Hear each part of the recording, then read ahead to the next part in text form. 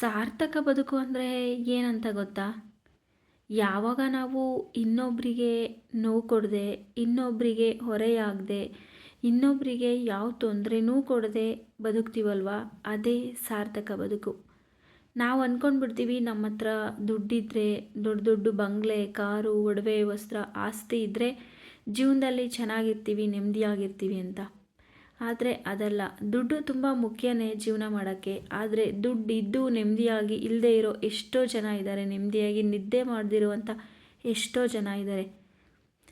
ನಮ್ಮ ಹತ್ರ ದುಡ್ಡಿದ್ರೂ ಇಲ್ಲದೇ ಇದ್ದರೂ ನಾವು ಇನ್ನೊಬ್ಬರಿಗೆ ನೋವು ಕೊಡ್ದಲೆ, ಹೊರೆಯಾಗ್ದಲೆ, ಇನ್ನೊಬ್ಬರ ಮನಸ್ಸಿಗೆ ಘಾಸಿ ಮಾಡದೆ ಬದುಕ್ತೀವಲ್ವ, ಅದಷ್ಟೇ ಸಾರ್ಥಕ ಬದುಕು ಆಗುತ್ತೆ ನನ್ನ ಪ್ರಕಾರ.